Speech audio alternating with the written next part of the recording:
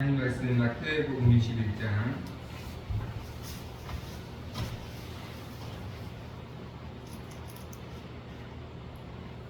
마태복음 21장 23절에서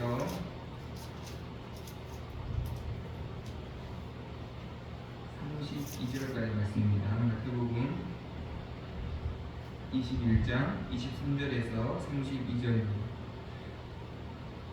인절식 기록합니다. 예수께서 성전에 들어가 가르치실세 대제사장들과 백성의 장로들이 나와 이르되 내가 무슨 권위로 이런 일을 하느냐 또 누가 이 권위를 주었느냐. 예수께서 대답하시되 나도 한 말을 너희에게 묻으니 너희가 대답하면 나도 무슨 권위로 이런 일을 하는지 묻으라. 요한의 세례가 어디로부터 왔느냐 하늘로부터냐 사람으로부터냐.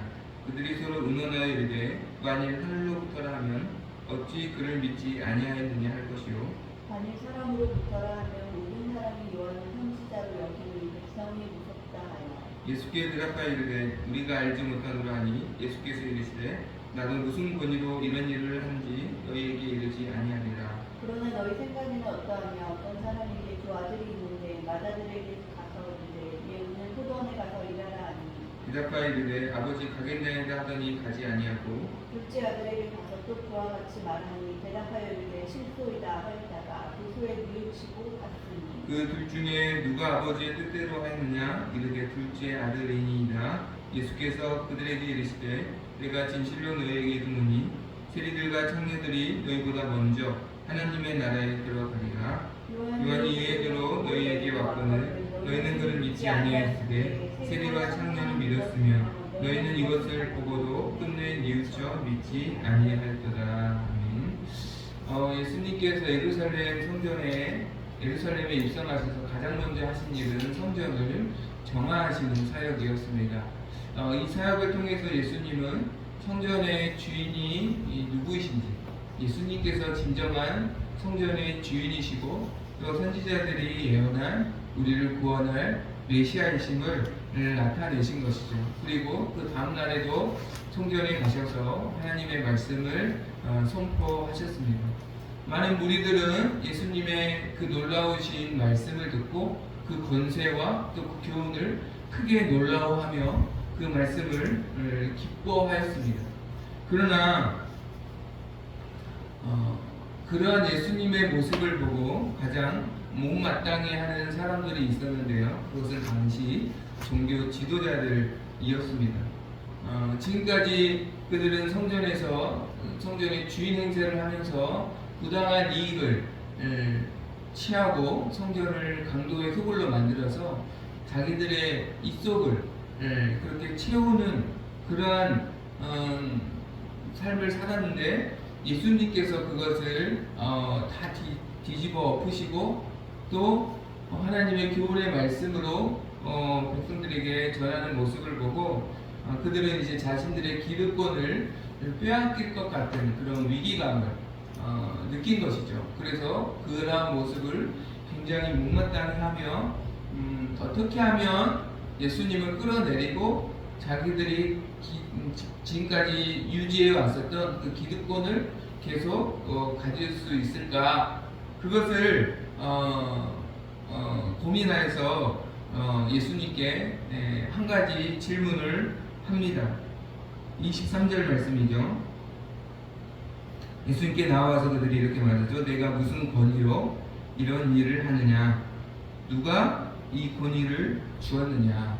사실 이것은 단순한 질문 같지만 예수님을 함정에 빠뜨리려는 그러한 질문입니다. 만약에 예수님께서 어떤 사람에게 이 권위를 받았다라고 대답을 한다면 그 대답 자체가 사실은 예수님이 지금까지 성전은 사람의 권위로 흔들 수 있는 사역이 아니거든요. 그래서 이 대답을 하는 순간에 예수님은 스스로의 모순에 갇히게 될 것이고 또 만약에 하나님으로부터 권위를 받았다라고 말한다면 바로 예수님을 신성모독죄의 죄를 고발하여서 바로 사내들의 공회에 예수님을 넘기려는 그런 함정을 가지고 이 질문을 한 것이죠. 그러니까 어떤 대답을 해도 예수님은 이들의 함정을 벗어날 수 없는 그런 질문을 그들이 만들어서 예수님께 질문을 한 것입니다. 정말로 예수님의 권위가 하늘로부터 온 것인지를 궁금해서 물어본 것이 아니라 예수님을 함정에 빠뜨리려는 의도를 가지고 질문을 한 것이라는 것이죠. 그들의 질문을 듣고 또 그들의 의도를 모두 아시는 예수님께서 이렇게 말씀하십니다. 24절이죠. 24절에서 보면 나도 한 말을 너희에게 물으리니 너희가 대답하면 나도 무슨 권위로 이런 일을 하는지 이르리라. 25절 요한의 세례가 어디로부터 왔느냐 하늘로부터냐 사람으로부터냐. 예수님이 이렇게 말씀하십니다. 나도 그러면 한 가지 질문을 하겠다. 너희가 내 질문에 답하면 나도 너희의 질문에 답하겠다 라고 말씀하시면서 딱 한 가지 질문을 하십니다. 요한의 세례 요한의 세례가 하늘로부터 하나님으로부터 온 것이냐 아니면 사람으로부터 온 것이냐 라고 예수님이 한 가지 질문을 하시는 것이죠. 이 질문을 갖고 종교 지도자들은 당황스러워합니다. 왜냐하면 이들은 사실 요한의 세례가 하나님으로부터 왔다는 것을 믿지 않는 사람이었습니다.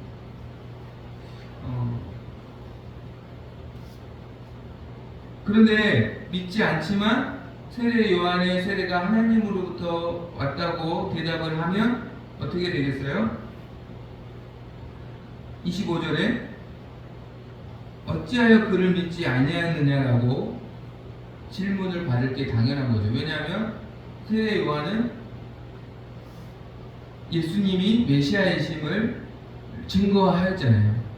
그러니까 세례 요한의 세례가 하나님으로부터 온, 그러니까 즉 세례 요한이 하나님의 선지자라는 것을 너희가 믿으면 왜 그가 증언한 예수님을 믿지 아니하느냐라는 질문에 그들은 할 말이 없게 되는 거예요.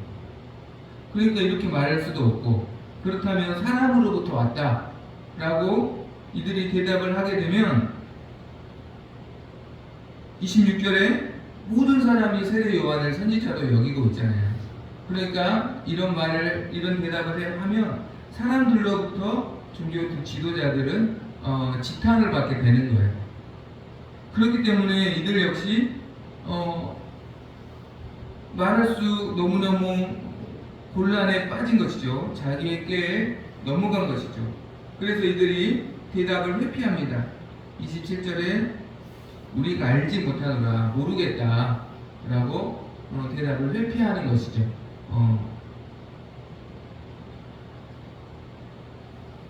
사실은 이들은 세례 요한의 세례가 하나님으로부터 왔다는 걸 믿지 않았지만 사람들의 지탄받는 것을 두려워해서 모르겠다라고 그냥 답한 것입니다. 그래서 예수님도 이렇게 말씀하십니다. 나도 그렇다면 너희의 질문에 너희에게 말하지 않겠다 라고 말씀하신 거죠. 우리가 여기서 알 수 있는 것은 종교 지도자들은 예수님의 질문에 답하지 않는 것은 진짜 몰라서 모르겠다고 말한 게 아니라 자신들의 기득권을 끝까지 유지하고 사람들로부터 지탄받지 않기 위해서 모르겠다라고 대답한 거예요. 그렇지만 예수님은 이들이 처음에 너가 무슨 권위로, 당신이 무슨 권위로 이 일을 했습니까? 라는 질문을 직접 바로 대답하지 않고 한 가지 질문을 통해서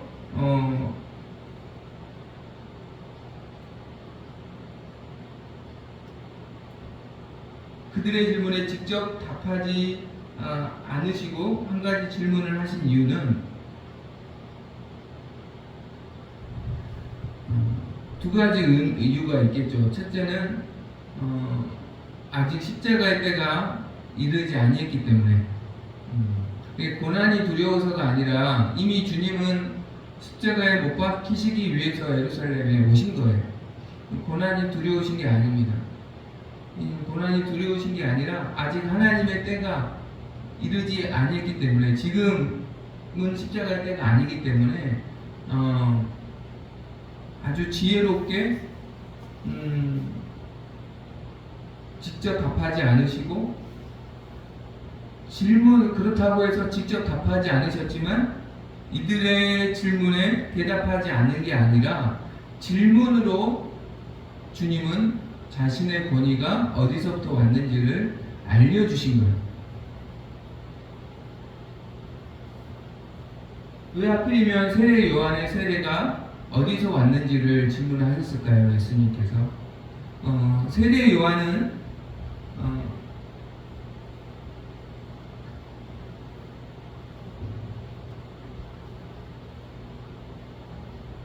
물로 회개의 세례를 베푼 하나님의 선지자이고, 그가 모든 사람들 앞에서 세례를 모든 사람들에게 베풀고, 또 예수님에게 세례를 베푸면서 예수님이 세상 죄를 지고 가실 하나님의 어린 양이시라는 것을, 예수님이 하나님의 아들이시라는 것을 그 세례를 통해서 세례 요한은 확증했던 것이죠.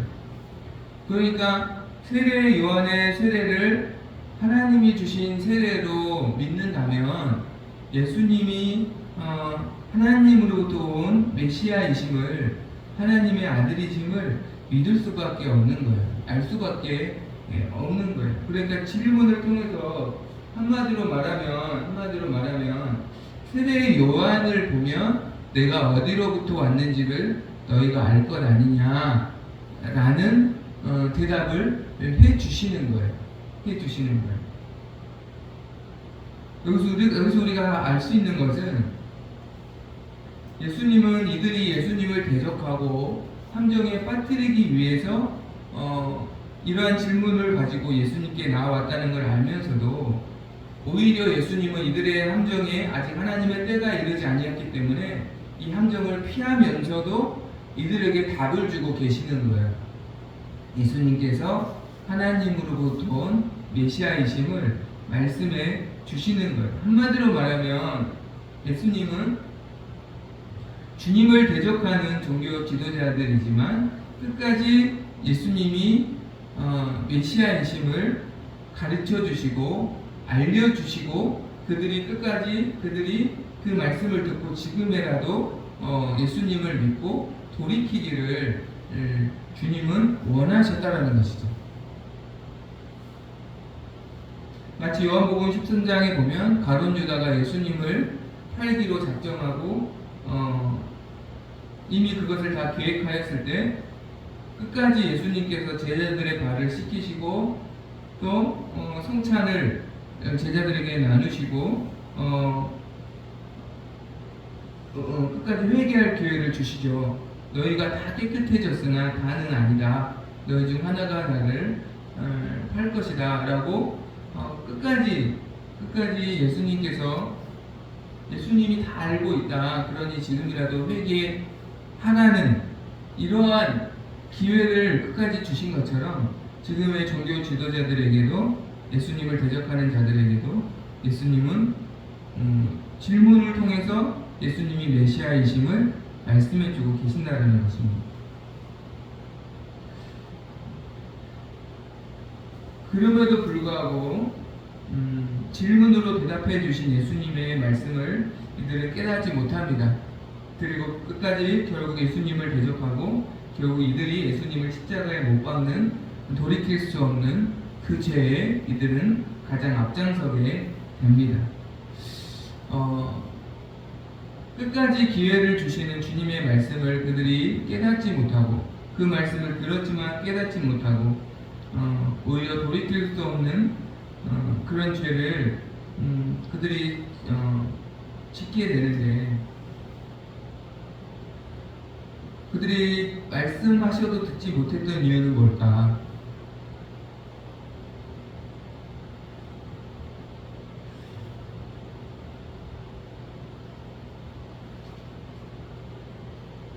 이 25절에 요한의 세례가 어디로부터 왔느냐라는 이 질문은 사실은 예수님이 누구신가를 알려주시는 말씀인데 이들이 이 말씀 앞에서도 정직하지 않았던 것이죠.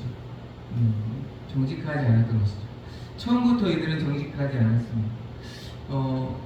예수님이 권세가 어디로부터 온 것인가를 정말 궁금해서 질문한 게 아니라 함정에 빠뜨리라는 의도를 가지고 질문을 했던 것이고 예수님의 그 질문 앞에서도 이들은 정직하지 않게 반응한 것이죠. 우리가 여기서 기억해야 할 것은 우리가 믿음이 부족하고 믿음이 없어도 하나님 앞에 정직한 마음을 가지고 나아가는 자는 하나님의 음성을 듣고 깨달을 수 있는 은혜를 받을 수 있다는 것입니다. 그러나 그 정직한 마음이 없을 때는 하나님이 은혜를 부어 주셔도 말씀해 주셔도 그것을 담을 수가 없다라는 것을 우리는 깨닫게 됩니다. 우리가 오늘 기억해야 할 것은 내 모습이 부족할지라도 내가 하나님 앞에 정직한 마음을 가지고 하나님께 나아가는 것이 하나님이 기대하시는, 원하시는 우리의 모습이라는 것을 우리는 기억해야 할 줄로 믿습니다. 우리 안에 정직한 영을 새롭게 해주시기를 우리가 날마다 구하고 하나님 앞에 나아가는 우리 모두가 되어야 할 줄 믿습니다. 이들의 모습을 보면서 예수님은 두 아들의 비유를 통해서 이들의 믿음 없음을 말씀해 주십니다. 두 아들의 비유는 간단한 이야기입니다. 28절부터 30절까지 말씀인데요. 아버지가 두 아들, 특별히 먼저 맏아들에게 포도원에 가서 일을 좀 해라 라고 말씀하시죠. 그러니까 맏아들이 어떻게 말합니까? 28절에 네 알겠습니다. 29절에 아버지 알겠습니다. 제가 가겠습니다 하고 정중하게 반응했지만 그러나 결국 포도원에 가지 않았습니다.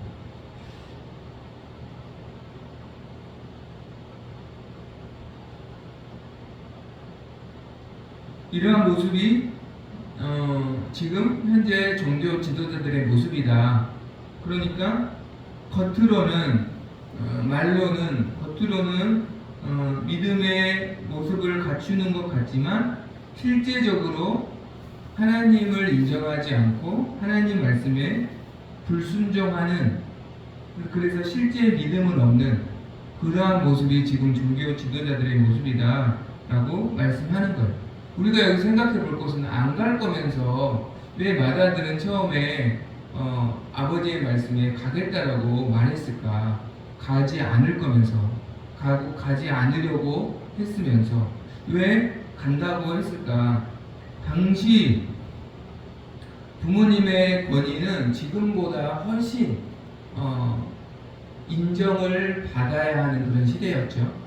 그러니까 부모님 말씀에 불순종한다는 것은 온 동네 사람들에게 지탄을 받는 그러한 어떤 사회적인 분위기였기 때문에 이 아들은 부모님의 권위를 인정해서 가겠다고 처음에 말한 게 아니라 사람들로부터 지탄받기 싫어서 자기 체면을 지키기 위해서 처음에 가겠다라고 했던 거예요.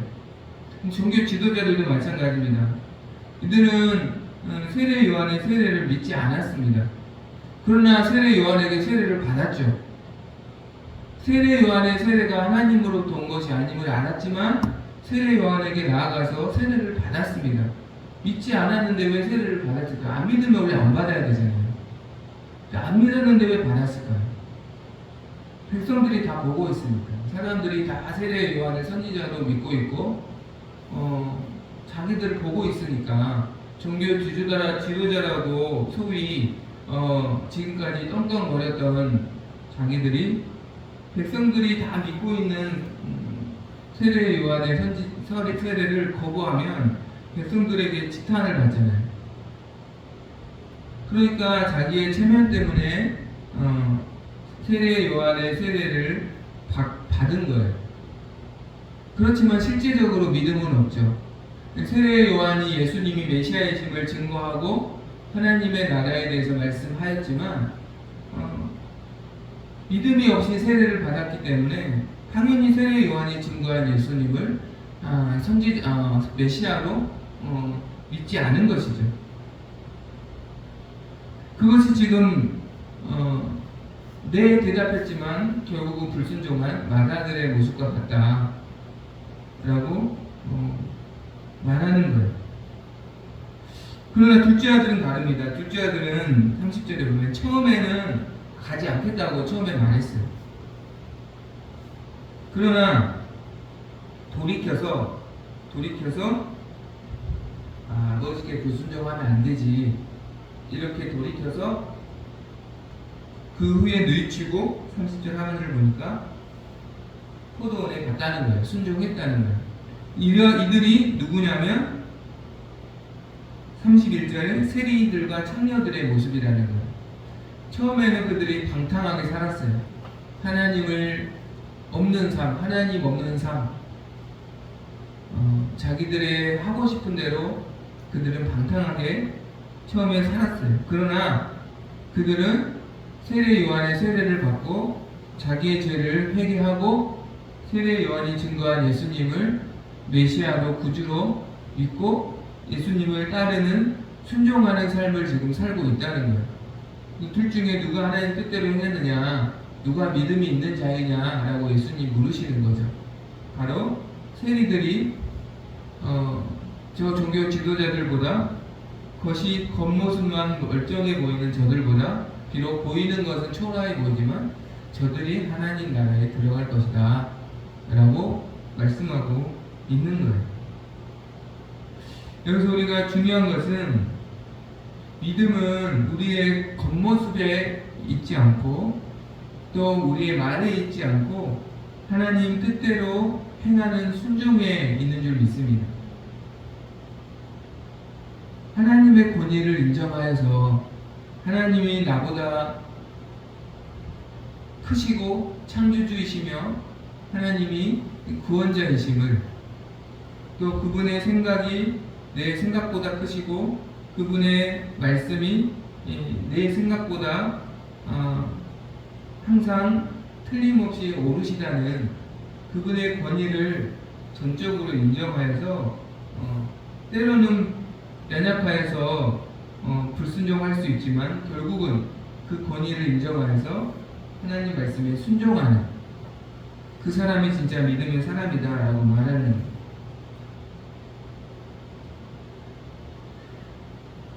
그래서 그러한 사람은 자신의 생각과 하나님 생각이 다를 때에도 하나님의 생각을 따르게 되는 것이고요. 하나님의 말씀이 자신의 이익과 반대될 때에도 하나님 말씀을 따르는 사람, 그 사람이 진짜 믿음의 사람이다 라는 것입니다. 그러나 종교 지도자들은 예수님의 권위를 인정하여서 믿는 것이 아니라 자기 체면 때문에 믿는 척 하고 있기 때문에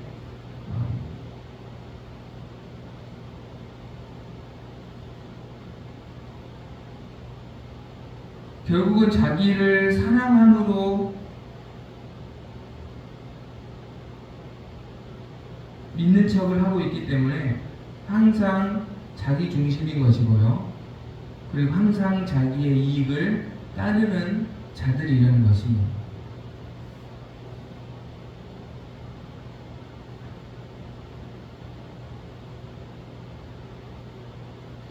우리는 내 이익과 반하는 하나님의 말씀에 내 생각을 꺾고 하나님의 권위를 인정하여서 순종하는 자인가?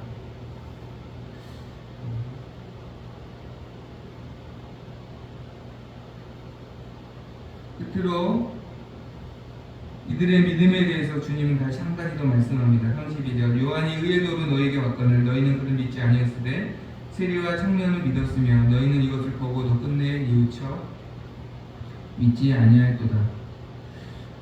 그들은 세례 요한의 세례를 믿지 않고 예수 그리스도를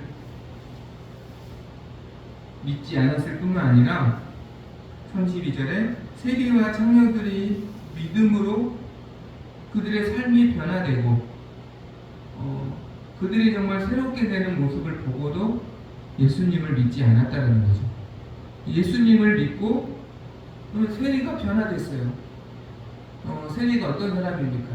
그러나 세리가 목숨보다도 귀하게 여기던 돈을 가난한 자들에게 다 나눠주고 예수님을 따르는 제자가 되는 변화된 모습을 보았어요. 그럼에도 불구하고 그리고 예수님이 행하신 놀라운 기적들을 보았어요. 성전에서 14절에 맹인과 전는 자들이 예수님께 다 나와 고침 받았잖아요. 그것을 보면서도 예수님을 메시아로 왕으로 그들이 믿지 않았다는 것이죠. 믿음의 실체를 보고서도 믿지 않았다는 것입니다. 왜 그랬을까요?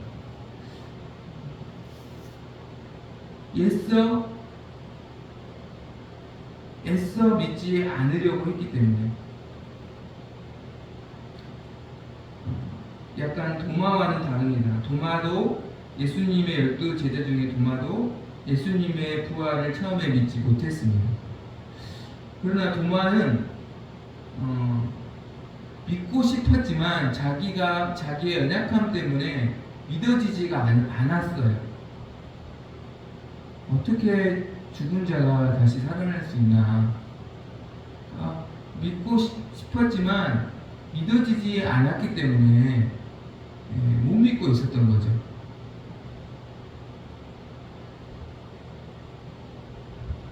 못 믿고 있었던 거예요. 안 믿은 게 아니라. 그래서 예수님이 도마에게 나타나셔서 내 손가락을 이리 내밀어 내 손을 보고 내 손을 내밀어 내 옆구리에 넣어보라. 믿음 없는 자가 되지 말고 믿는 자가 되라.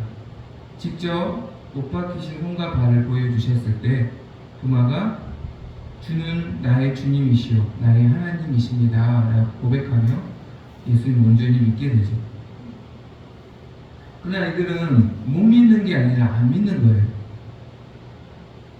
우리가 이러한 사람들이 있습니다. 어떤 일에 대해서 반대하는 이유가 있어서 반대하는 사람이 있어요. 그러나 반대를 위해 반대하는 사람이 있어요. 반대하는 이유가 있어서 반대하는 사람은 대화와 타협의 여지가 있습니다. 설득의 여지가 있어요.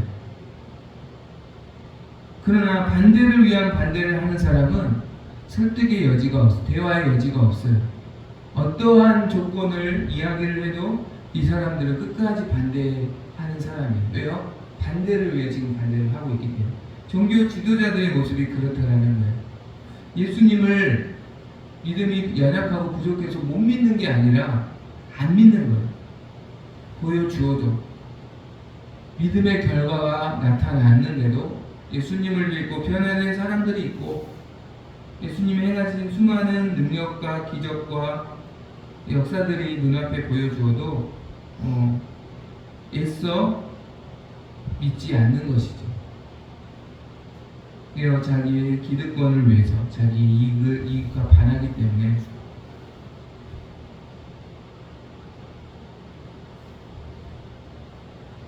그래서 32절 이것을 보고도 끝내 뉘우쳐 믿지 아니했다 라고 이들의 현재의 모습을 주님 말씀하십니다.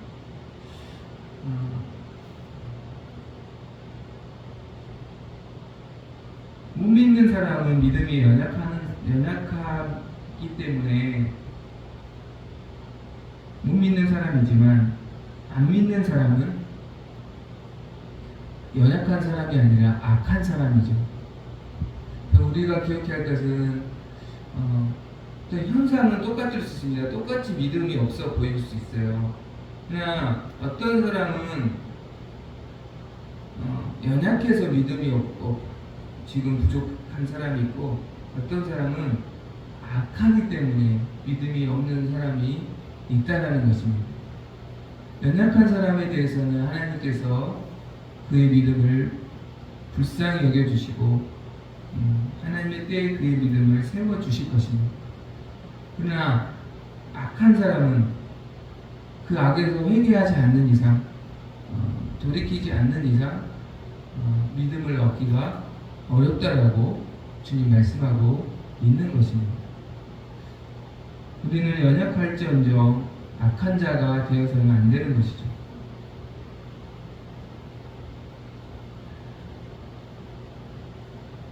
말씀을 맺겠습니다.